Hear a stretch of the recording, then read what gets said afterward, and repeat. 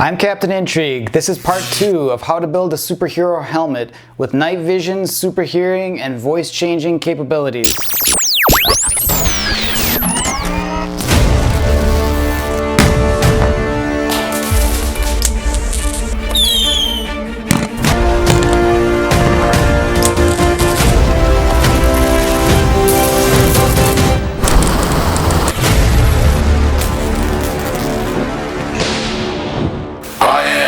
Captain Intrigue.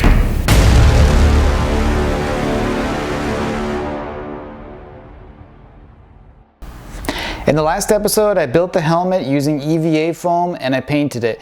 In this episode, I'll be adding some decorative pieces and wiring up some accessories. So let's get started. I needed to figure out a way to determine the exact dimensions of parts of the helmet so I could 3D print some decorative plastic pieces for it. To do that, I applied masking tape and traced along the outline. I then removed the tape, stuck it to a piece of paper, cut it out, and checked it for accuracy. I then took a photo of it next to my cutting board so that the inches scale was visible. Then I drew a 6-inch line in SketchUp and imported the image from my phone and placed it next to the line. Then I rescaled the image until the 6 inches in the image lined up with the 6-inch line in SketchUp.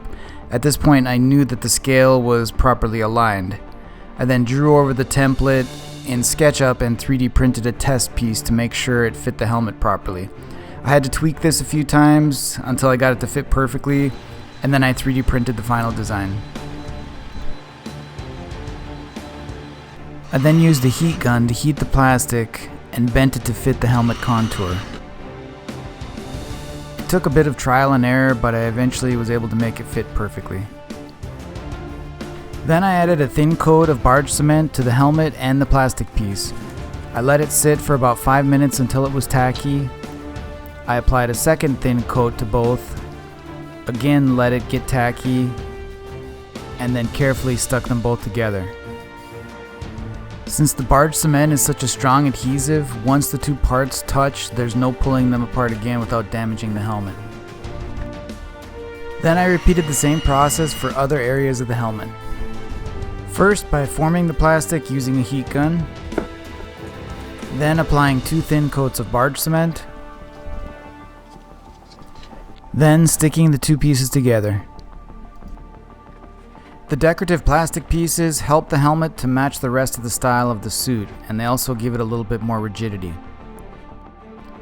As I said before, this helmet is just a prototype like the rest of the suit, but on the next suit I'll be making molds and laminating the helmet and armor out of Kevlar to make it bulletproof. One of my design philosophies is the idea of only trying to improve the design in small steps that are more manageable. If you try to do too much with the design iteration, you're more likely to fail and become discouraged. So when I design and build something, I do the best that I can at the moment, but I always keep notes of all my mistakes and about my ideas for future improvements. This way I can try my ideas for improvements out on the next version, and my likelihood of success goes up. I couldn't find any headphones that fit my needs exactly for the helmet, so I decided it would be easier to just build my own. I bought a bunch of small speakers on eBay and tested them out for sound quality. This speaker had by far the best sound, so I designed and 3D printed a housing for it. The speaker housing is attached to the helmet using barge cement. I had to design the part with a slight curve built into it so it could sit flat against the helmet. This actually took me many hours and quite a few test prints to get it to fit properly, but eventually I got it. This housing will be used later to mount the speaker and some other parts for the super hearing.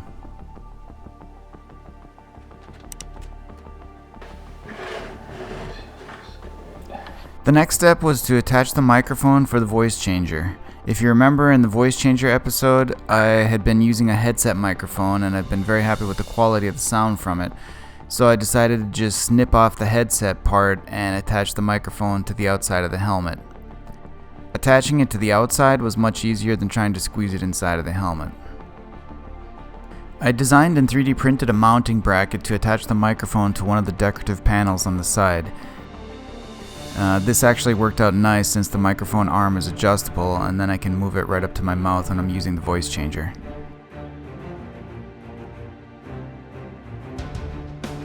Both headphone speakers are then inserted into the housings and screwed into place using self-tapping screws specially meant for plastic.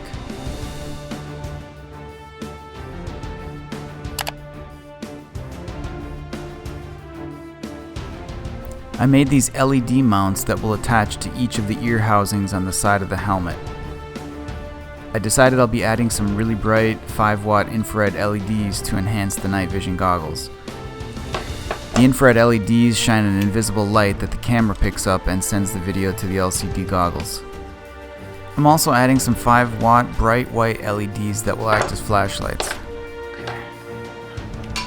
I soldered the LEDs in series, inserted them into the housings, and then pressed in some LED lenses that I had lying around.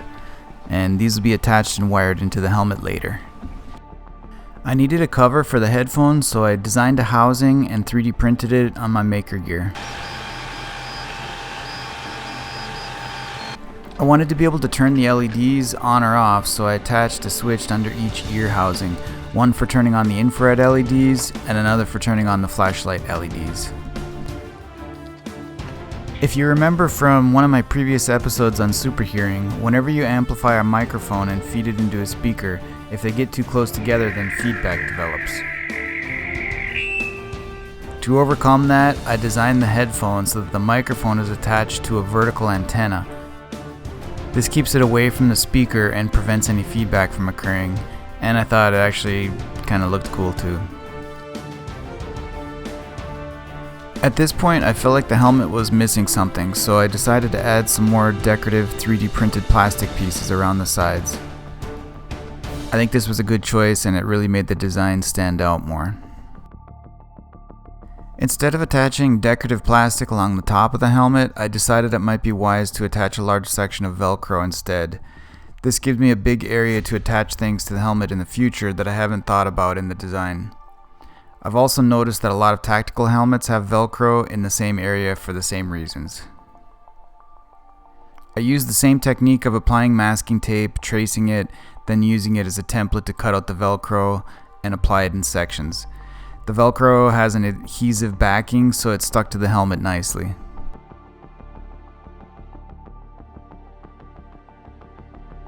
The condenser microphones for the super hearing can now be installed into the antennas.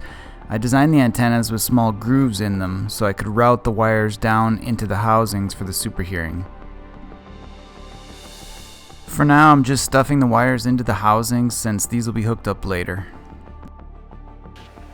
The LED housings can also be attached and wired into the switches at this point.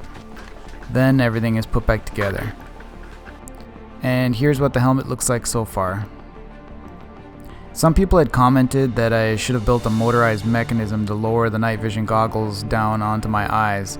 But I tried that in a previous design, and it just added a lot of unnecessary weight and complexity. And flipping the switch and waiting for the goggles to retract was actually slower than just reaching up and pulling them down over my eyes. Whenever possible, I try to use the design philosophy of KISS, keep it simple, stupid. So that's all that I have time for in this episode since I'm still waiting on parts. In the next episode, I'll be upgrading the night vision goggles and I'll finish the super hearing. KEYE Radio! Police have given KEY Radio an update regarding what could be the third missing persons case in the last 2 months, Miss Cambria Tavinani. Her abduction was apparently witnessed by a mall employee just before Christmas. We'll get more details to you as they become available.